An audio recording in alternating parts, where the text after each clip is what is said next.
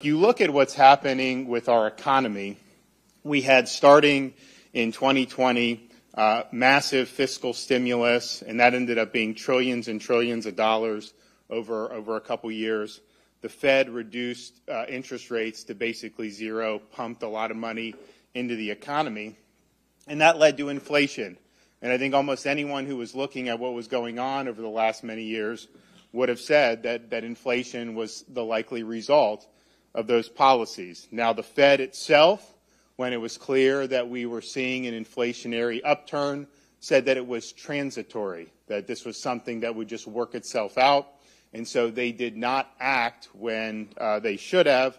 They got behind the curve. And so as inflation continued to spike and continue to be a huge problem for our economy, they responded by hiking rates very, very rapidly, very, very quickly. That's done a lot of things to hurt a lot of people, but it has put a lot of pressure on the banking sector in particular. And so we had recently this issue with the Silicon Valley Bank, which was bailed out. I mean, this is a bank that had invested in a lot of long-term bonds that were no longer profitable because the interest rates have gone up. They also did things like focused a lot on ESG and DEI and didn't do appropriate risk management.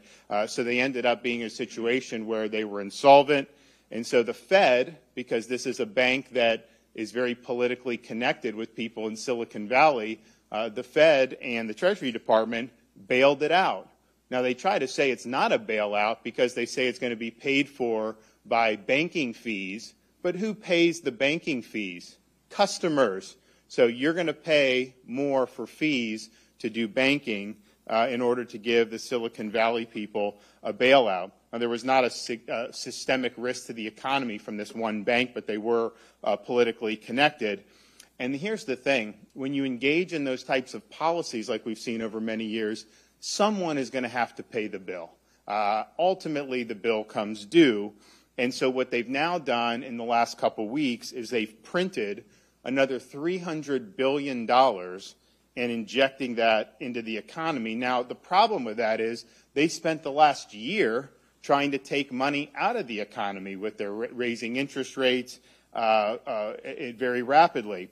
And so just what they've done since you've seen the hiccups in the banking is they've wiped out half of the reduction in the money supply that they had worked for the last year to achieve, all to be able to benefit some of these politically connected banks.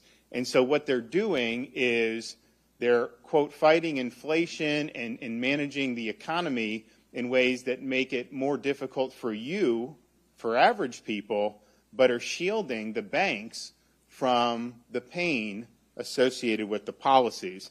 And my question is, are you interested in giving these economic central planners more power over our economy, more power over your daily life and your economic activity? And I answer that question, H-E double hockey sticks. No, we cannot have that happening. And so that's why we're here today, because we've seen a lot of mismanagement from the economic central planners. It's just by nature.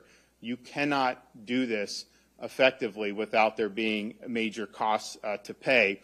And so some want to increase power to these organizations such as the Federal Reserve. And so last year, President Biden issued an executive order to explore the creation of a U.S. central bank digital currency, effectively converting the dollar into a centralized digital currency. And this is different than things like cryptocurrency, Bitcoin.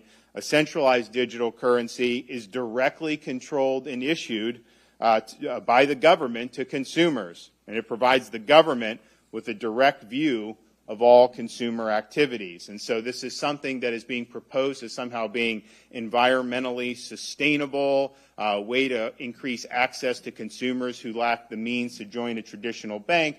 But as we've come to learn, any way they can get into society to exercise their agenda, they will do it. So what the central bank digital currency is all about is surveilling Americans and controlling behavior of Americans. And how do we know? Because we've seen this happen in other parts of the world. Look at no further than China to see the impacts of centralized digital currency. The People's Bank of China uses its central bank to monitor citizen behavior, allowing for the surveillance of spending habits and to cut off access to goods and services.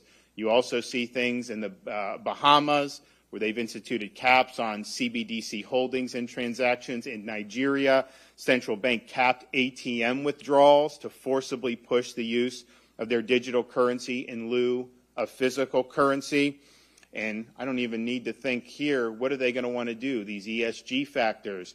You go and buy gasoline. If you bought too much gasoline, they just won't allow you to use this to make a transaction. Who knows whether they would let you buy a firearm or things that they disapprove of. And so you're opening up a major can of worms, and you're handing a central bank huge amounts of power.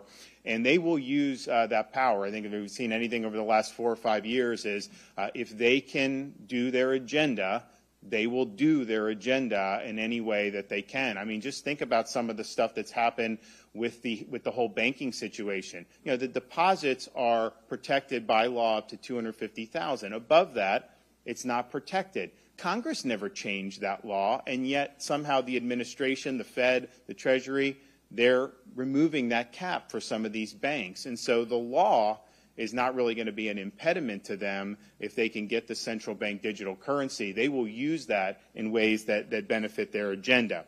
So today, we're here because we now recognize there's a concerted effort across America to backdoor provisions for the use of central bank digital currency through individual state uniform commercial codes, UCC. Uniform commercial codes intended to provide for standard governing laws for commercial transactions across state lines and is set by an independent commission of, quote, experts to seek uniformity in state laws. Now, while legislation to apply recent recommended changes to the UCC has been introduced in about 20 states, no bill has been introduced in the Florida legislature, and if they were to pass a bill, I would veto that bill. However, given the risks associated with the federally sanctioned centralized bank of digital currency, today I'm here to call on the legislature to pass legislation to expressly forbid the use of CBDC as money within Florida's Uniform Commercial Code. This will ensure that Florida continues to be a state that supports innovation in the financial sector through the market while protecting against government surveillance over your personal finances. But our legislation shouldn't stop there. Given the continued increase in Chinese influence in worldwide affairs and increase in plans to adopt CBDC worldwide, our legislation also prohibits any CBDC issued by a foreign reserve or government-sanctioned central bank. This will ensure that any effort to adopt a worldwide digital currency will never occur in the free state of Florida.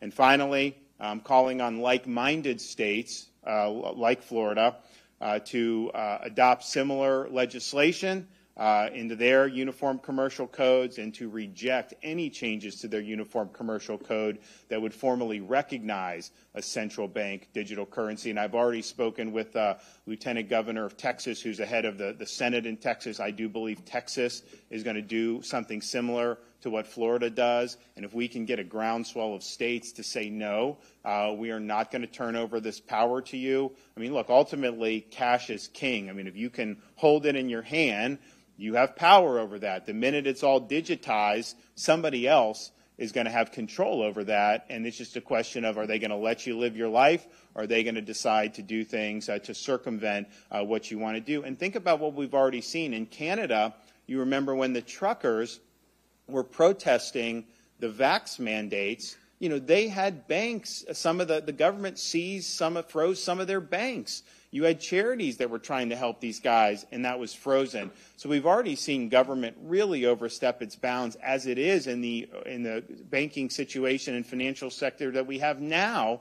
Can you imagine if we went to something like a central bank digital currency. So I'm glad that we're at the tip of the spear on this. I think it's really important that states stand up to fight back against some of the things that are going on, well, most of the things that are going on right now in Washington, because they don't have your best interests at heart. They have their own power at heart. They have their own agenda that they're looking to advance. And so I think this will be great legislation. I look forward. We're already talking to the leaders in the legislature. I think this is something that is going to happen, and I look forward to being able to sign it into law later this year.